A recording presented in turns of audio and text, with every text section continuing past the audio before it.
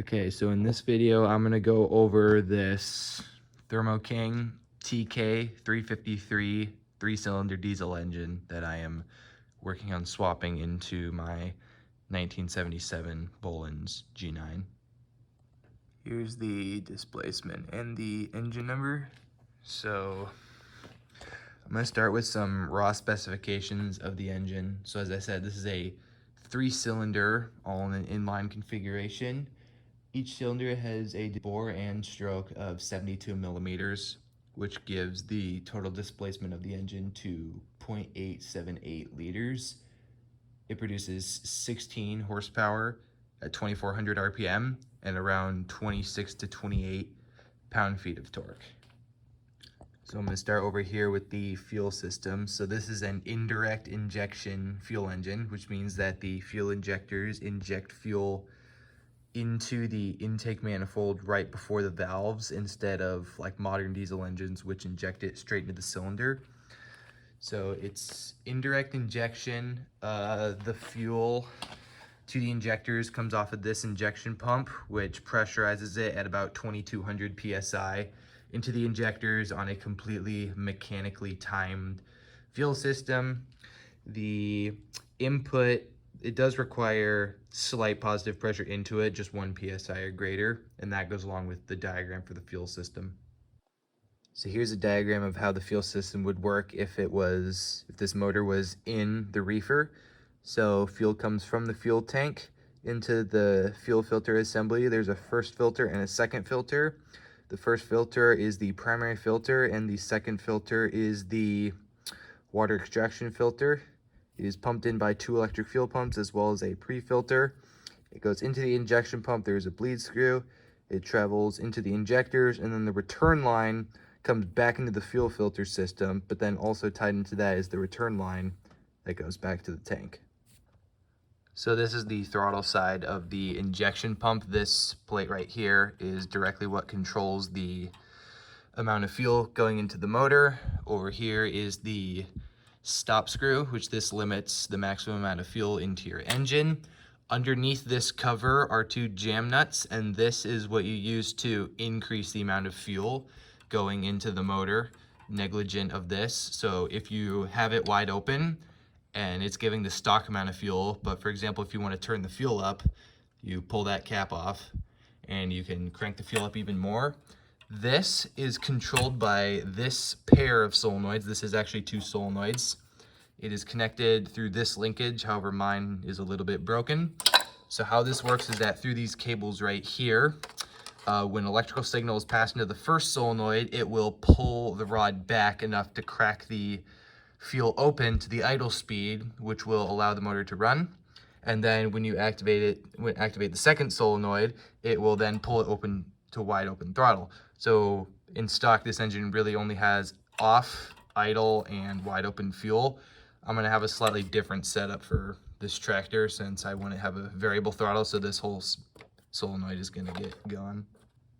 Up on the front here is the water pump. It is belt driven directly off of the crankshaft. There is also supposed to be an alternator somewhere in this front end setup. I have no idea where it's supposed to go.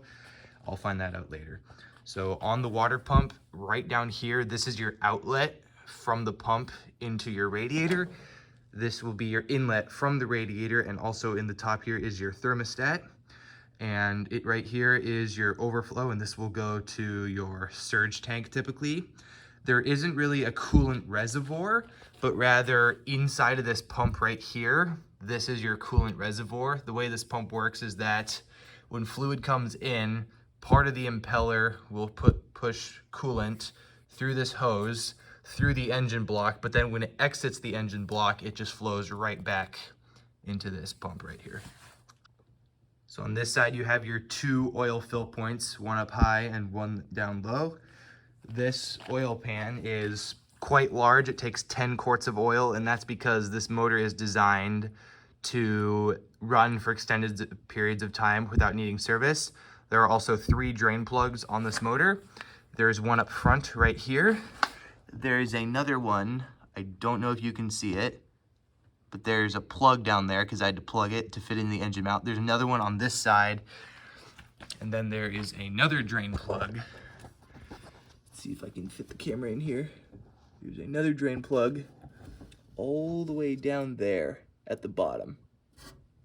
On the intake side, we talked about the fuel system. The intake manifold is right here. This goes off to your air cleaner. Right here are your manifold heaters. These are manifold heaters, not glow plugs. The glow plugs, typically there is one for every single cylinder.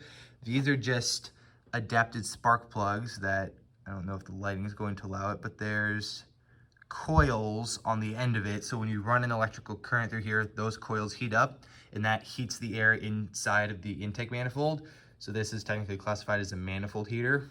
And then also tied in with that, this is the crankcase breather. So any extra positive crankcase pressure is vented back out into the intake manifold.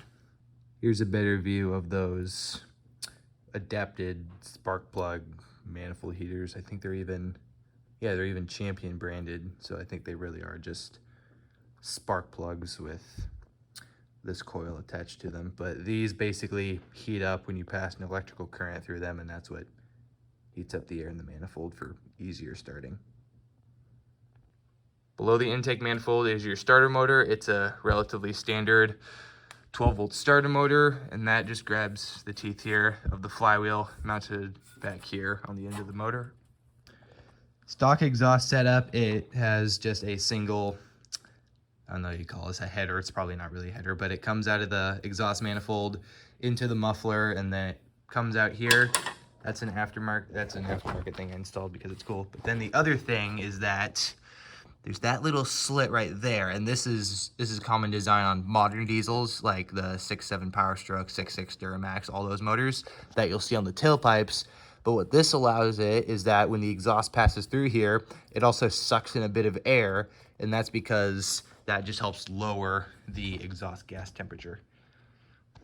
Now, as for the electrical system on this motor, it is actually designed to be controlled by a little computer where you would set the temperature and then the engine would automatically start, because this motor is designed to run pumps for refrigerant, but I don't have any of the stock electrical system with it. I'm working on building my own whole electrical system for getting it to work in a tractor, but basically everything would be automatically hooked up to a computer, which then that would automatically control everything on the engine.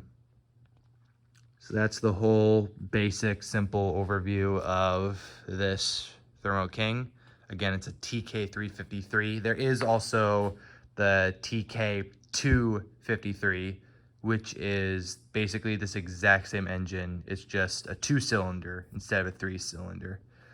So that's the whole overview of this motor. If you have any questions, let me know in the comments. I'll try my best to answer them. I'm not super knowledgeable about these types of motors. Parts aren't necessarily plentiful. It was partially developed in joint by Yanmar with Thermo King. So there's some parts, like some John Deere parts for their smaller motors will work with this if you're trying to find parts. But that's a whole basic overview of this motor, its parts, and kind of all how it works.